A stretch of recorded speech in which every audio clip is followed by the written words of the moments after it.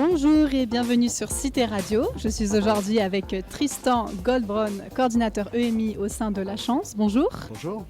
Je voulais tout d'abord savoir pourquoi est-ce que c'est urgent de développer l'EMI ? Pourquoi est-ce que c'est urgent ? Je ne sais pas, est-ce que l'urgence... c'est intéressant, effectivement, l'éducation aux médias aujourd'hui, donc l'EMI, est présente au centre d'un certain nombre de discours institutionnels, publics, dans la prévention de la radicalité, dans la lutte contre les infos. Mais en fait, l'éducation aux médias existe depuis déjà 20-30 ans. Elle est beaucoup portée par des associations, notamment par des associations d'éducation populaire. En fait, l'éducation aux médias, elle n'a pas commencé il y a 2 ou 3 ans. Elle a commencé il y a beaucoup plus longtemps. Est-ce qu'aujourd'hui on a une urgence ? Je dirais que ce qui a changé depuis ces 10-15 dernières années, c'est effectivement le rythme de l'information, la question des réseaux sociaux, l'accès aussi aux réseaux sociaux, à cette information, qui est aussi quelque chose qui est particulièrement important, qui nous questionne aussi en tant que journaliste. Mais voilà, je ne suis pas sûr qu'il y ait... On parle beaucoup de guerre informationnelle, certes, mais je pense que l'urgence, elle a toujours été là en fait. Ça dépend surtout de comment on voit l'éducation aux médias.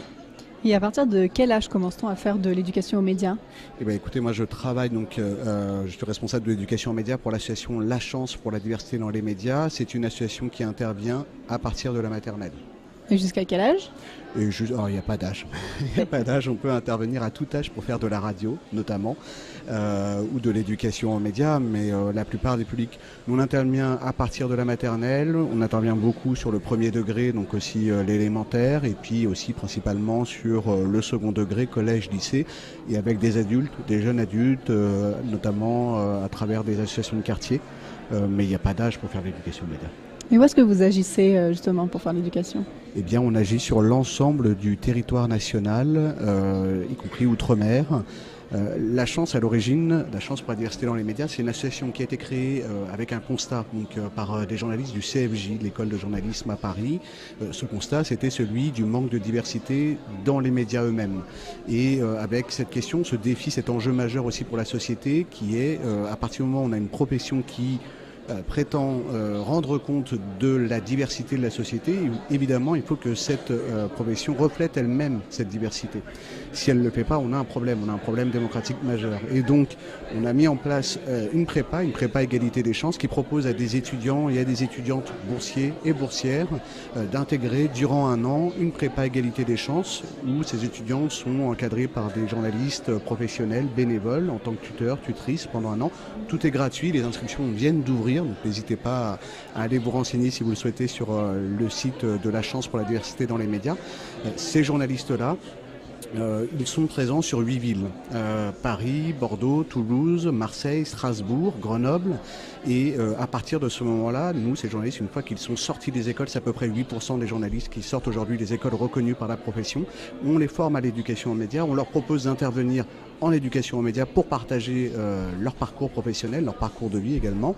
Et donc, en fait, on a des journalistes qui sont présents sur ces 8 pôles, mais sur l'ensemble aussi du territoire national, au gré des reportages, des aléas aussi de la vie professionnelle. On a une journaliste l'an dernier qui travaillait comme correspondante en Suède. On a fait les ateliers d'éducation aux médias en Suède, par exemple. Donc les intervenants sont plus des jeunes journalistes ou c'est vraiment ça touche tous les niveaux ? La Chance a été créée en 2007, alors maintenant on a des jeunes journalistes qui sont un peu moins jeunes, mais on a également des journalistes bénévoles. Aujourd'hui, c'est vrai que nous, ça nous permet d'accompagner des journalistes qui débutent dans la profession, dans une profession qui s'est pas mal précarisée sur ces 15 dernières années, avec souvent une difficulté pour ces jeunes journalistes à pouvoir dégager des revenus uniquement de l'activité du journalisme. Donc nous, on rémunère ces interventions, on les rémunère notamment avec des CDD, ce qui est une des spécificités de La Chance, c'est une des seules associations d'éducation aux médias qui le propose. Mais de plus en plus, on constate qu'on a des confrères et des consoeurs, alors soit qui sont investis en tant que bénévoles et qui souhaitent s'inscrire aussi dans cette démarche d'éducation aux médias. Ça, ce sont des journalistes qui sont un peu plus âgés. On a aussi des jeunes bénévoles, évidemment.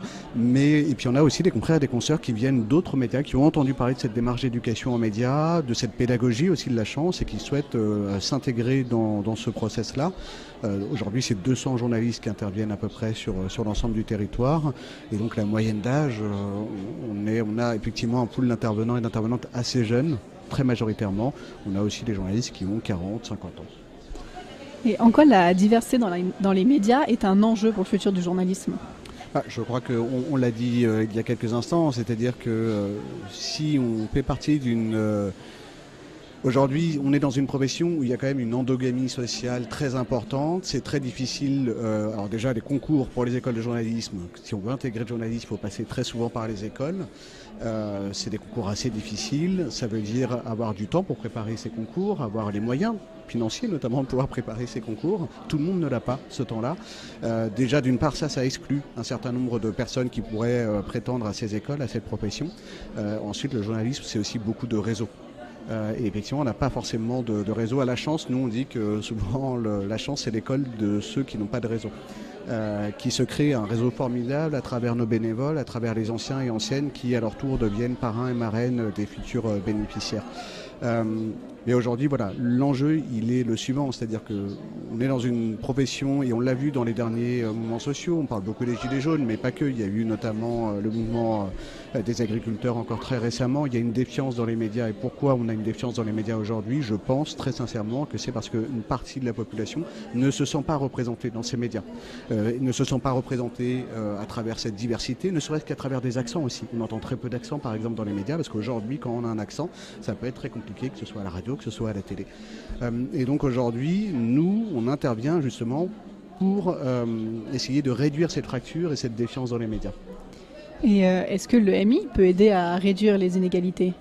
Oui, je le pense justement. Nous, on a des journalistes qui sont issus de cette diversité et donc qui interviennent pour partager à la fois leur passion, parce que le journalisme c'est aussi un métier de passion, et l'idée que tout le monde peut accéder à ce métier, ou en tout cas à des études supérieures qui ne sont pas forcément le journalisme, il y a plein d'autres métiers passionnants, mais en tout cas c'est aussi l'idée d'un boost et de dire que tout le monde peut le faire, tout le monde a le droit aussi à prétendre à cette profession, et on a parfois des intervenants qui ont eu des rencontres avec des collégiens, des collégiennes, des lycéens qui viennent les voir en fin d'atelier et qui leur disent maintenant effectivement moi je me dis que je suis aussi légitime, que ce problème de la légitimité il est très présent aussi chez nos anciens, nos anciennes bénéficiaires. On parle parfois du syndrome de l'imposteur. Aujourd'hui tout le monde est légitime à pouvoir être journaliste, et ça c'est très important de pouvoir le rappeler, notamment par le biais de l'éducation aux médias. Et quel est le plus difficile d'après vous dans l'éducation aux médias? De quel point de vue? Peut-être d'un point de vue auprès des élèves, quelque chose à leur enseigner, ou alors même d'un point de vue d'intervenants, de financement. Oui, aujourd'hui il y a un grand débat sur l'éducation aux médias. On en parlait tout à l'heure justement à l'occasion d'une table ronde. L'éducation aux médias, au fur et à mesure elle s'est placée au centre d'un certain nombre de discours institutionnels, est devenue aussi un enjeu sociétal, un enjeu financier aussi, parce qu'aujourd'hui il y a des financements qui sont mis en place pour accompagner cette politique d'éducation aux médias. Et forcément, quand on parle d'enjeux financiers, il y a un certain nombre d'acteurs et d'actrices qui sont pas forcément intéressés par les mêmes motivations, et donc il y a un besoin aujourd'hui de savoir quelles sont les motivations des différents acteurs qui interviennent dans l'éducation aux médias. À partir de ce moment-là, l'idée c'est aussi comment on se donne les moyens de l'ambition qu'on a pour l'éducation aux médias. Être efficace, pouvoir intervenir en éducation aux médias, c'est très bien. Intervenir dans les collèges, dans les lycées, en zone urbaine, c'est bien. Intervenir aussi dans ce qu'on appelle les déserts de l'EMI, de l'éducation aux médias, c'est mieux. Intervenir dans des zones rurales où parfois il y a un temps de transport très important. Le temps de transport, c'est aussi de l'argent. C'est de l'argent qui est passé sur ce temps de transport, mais c'est aussi de l'argent de frais kilométriques, de trains, etc. Et c'est important de pouvoir aussi mettre à disposition cette éducation aux médias à tous et à toutes. Et aujourd'hui, il y a un vrai défi là-dessus. Après, on parle beaucoup de désert de l'éducation aux médias. Moi, je préfère parler de désert médiatique. Il y a des endroits, effectivement, où il y a très peu de médias, ou alors il y a très peu de journalistes qui sont sensibilisés à cette démarche de l'éducation aux médias. Est-ce qu'il y a un besoin, justement, de journalistes intervenants ou de professeurs motivés pour faire ces ateliers ? Je pense que les professeurs sont très motivés. La question, c'est... les professeurs, les enseignants depuis plusieurs années, on leur demande déjà beaucoup. Il y a eu un certain nombre de réformes et il ne faut pas qu'on rajoute quelque chose à un énième chantier sans en donner les moyens. Voilà. Quand on veut se donner vraiment, encore une fois, les moyens de cette ambition, il faut l'accompagner de moyens suffisants, que ce soit au niveau horaire, que ce soit au niveau financier, pour la coordination de ces projets, pour la formation aussi des enseignants, parce que c'est très bien que les journalistes viennent dans des collèges et dans des lycées. C'est encore mieux si des enseignants, des enseignantes formés, et le CLEMI le fait déjà en grande partie. Vous aurez peut-être l'occasion d'interviewer Karen Prévost-Sorbe du CLEMI Orléans, elle pourra vous en parler très bien. Il y a des formations qui sont délivrées pour les enseignants. L'objectif, c'est que cette démarche d'éducation média, elle devienne pérenne et qu'après le départ des journalistes pour une intervention, on puisse continuer cette démarche d'éducation média. Elle est importante notamment parce qu'elle permet aussi de créer du lien social. Et l'éducation média, on peut et on doit l'avoir, je pense, aussi comme un outil de médiation qui est important. Et pour terminer, effectivement, aujourd'hui, il y a une vraie difficulté pour les journalistes notamment, de pouvoir intervenir. Beaucoup de journalistes font, il y a deux types de journalistes qui le font, soit des journalistes qui le font sur un format bénévole, soit ce sont des journalistes qui ont les moyens de le faire parce qu'ils sont détachés par leur rédaction ou qu'ils ont les moyens de prendre des jours de RTT, soit ce sont des journalistes qui sont à la retraite et qui souhaitent continuer à sensibiliser par ce biais-là à l'éducation média, parler de leur métier. Et puis il y a d'autres journalistes, mais ces premiers journalistes-là, en tout cas, c'est très souvent des interventions ponctuelles sur des projets assez courts. Et puis il y a d'autres journalistes qui sont souvent des journalistes indépendantes, ce qu'on appelle des pigistes, et qui portent à bout de bras très souvent des projets plus ambitieux sur la durée, où on est plus facilement sur 10 heures, 15 heures, 20 heures, avec de la production média notamment.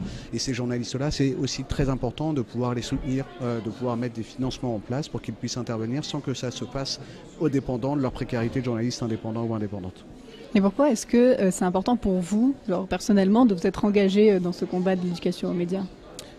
Moi, je suis journaliste depuis 10 ans et je fais de l'éducation aux médias depuis 9 ans.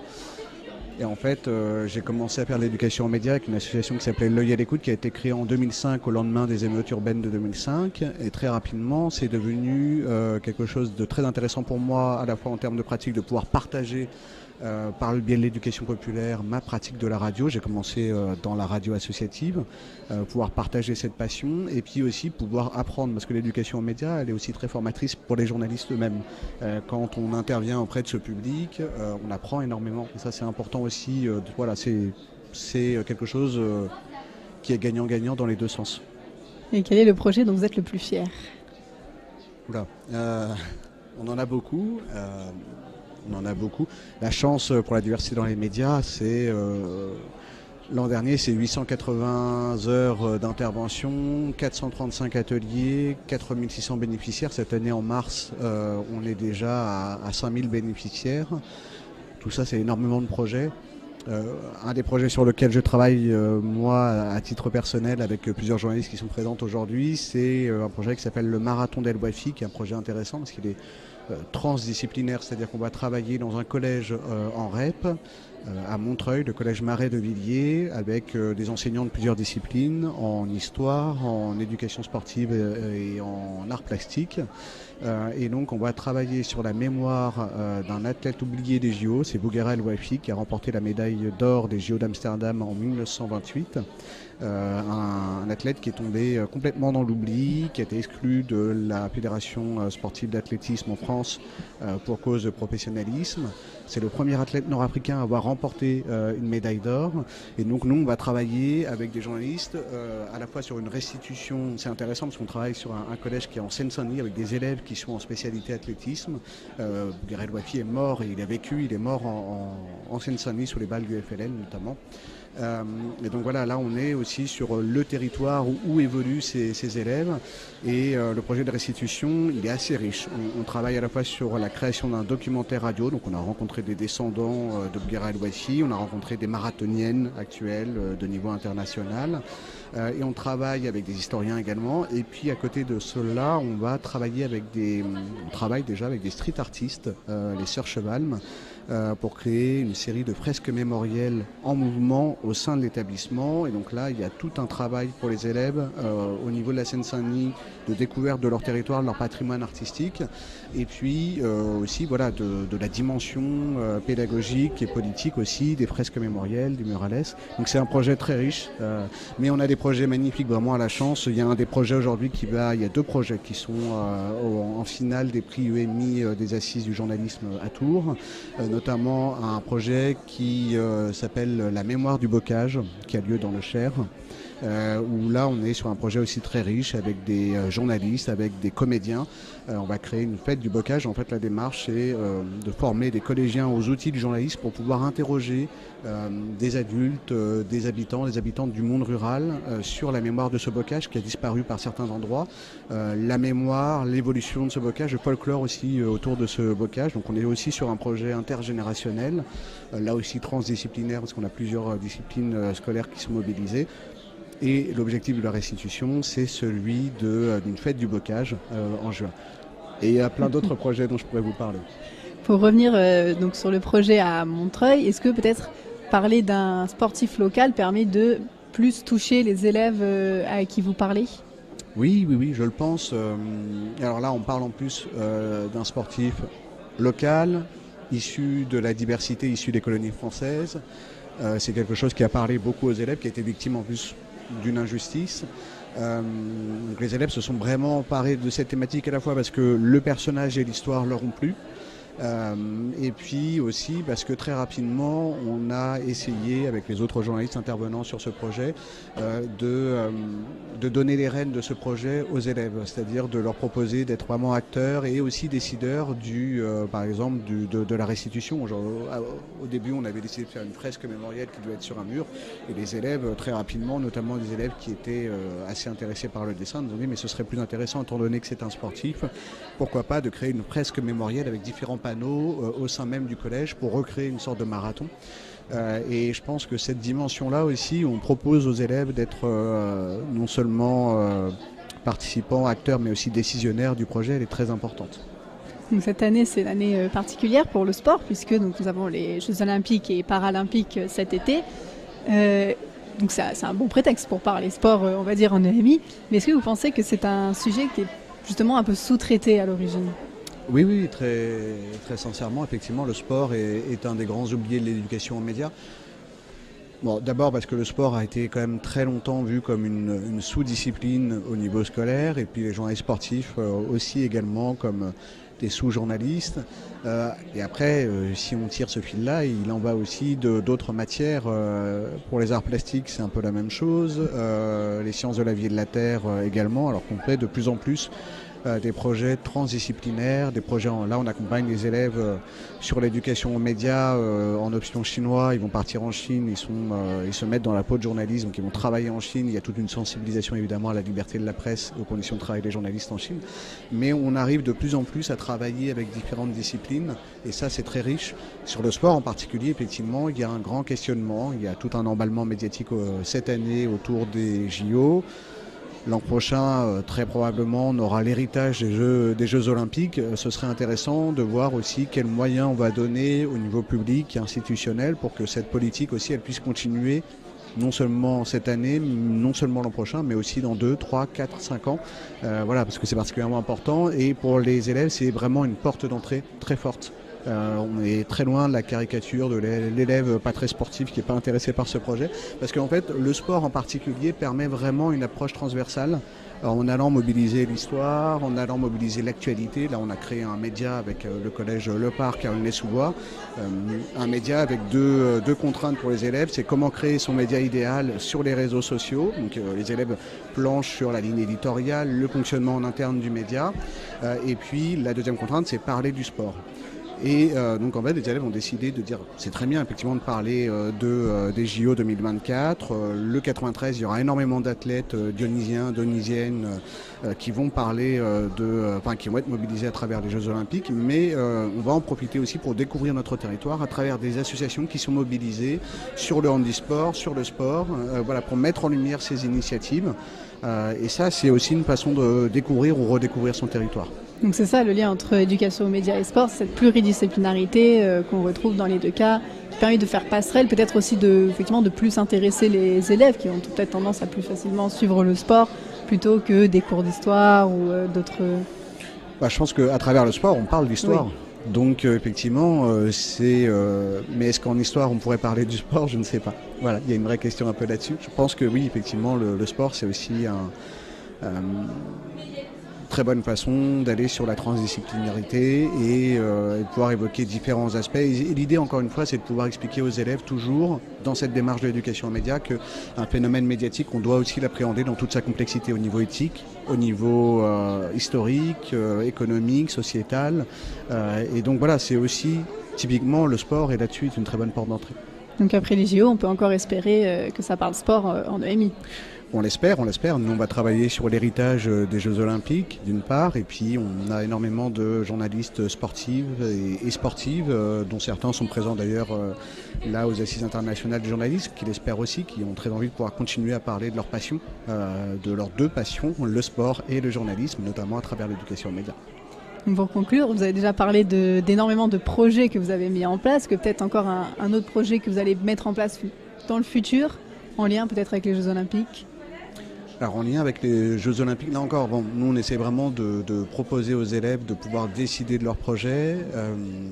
Donc il va y avoir forcément à partir de l'an prochain, on va rencontrer de nouveaux élèves, notamment peut-être les élèves avec lesquels on travaille sur le marathon d'El Wouafi, pour savoir comment eux ils ont envie de questionner cette question de l'héritage des JO, que ce soit au niveau médiatique, que ce soit aussi au niveau du développement urbain sur leur territoire. Là, ce qui est à l'étude, c'est l'idée d'une création sonore avec les élèves, avec des journalistes radio, pour leur proposer effectivement de partir sur une fiction sonore, qui partirait d'un postulat fictif pour questionner justement une thématique de société, a priori aussi bien sur l'héritage des Jeux Olympiques à travers son développement urbain et derrière la question de la transition écologique, notamment peut-être avec la destruction des jardins ouvriers d'Aubervilliers qui a fait beaucoup de bruit, de mobilisation notamment sur ce territoire-là. Voilà. Puis l'autre grand projet vraiment c'est celui de la prépa La Chance. Si jamais auditeurs, auditrices qui nous écoutez, vous êtes intéressés par le journalisme, n'hésitez pas, et que vous êtes boursier ou boursière, n'hésitez pas à vous renseigner. Allez sur le site de La Chance, lachance.media et regardez un peu les critères pour pouvoir intégrer cette prépa. On va terminer sur ce bon conseil d'intégrer la prépa des chances. Est-ce que peut-être vous avez un mail, des contacts, une façon de contacter La Chance Alors vous pouvez aller sur lachance.media sur le site. Vous avez le site de La Chance, vous allez sur, alors vous aurez un post en première page qui vous permettra d'avoir toutes les informations, et si vous allez sur le site de La Chance, vous allez sur l'onglet prépa, vous aurez tous les renseignements à la fois pour nous appeler aussi, pouvoir nous contacter par mail, puis pouvoir appeler l'équipe salariée pour savoir un peu comment ça se passe, notamment au niveau de la région Centre-Val de Loire. Nous on est aussi dans certains partenariats, notamment avec le PJT, l'école de journalisme de Tours. C'est la fin de cette interview. Merci de l'avoir suivi et merci à Tristan Goldbron de nous avoir répondu. Merci à vous. Excellente journée à tous sur Cité Radio. Merci Soline et merci à vous, chers invités, d'être venus aujourd'hui sur Cité Radio pour les Assises du journalisme. On va faire une pause musicale et on se retrouve dans quelques instants.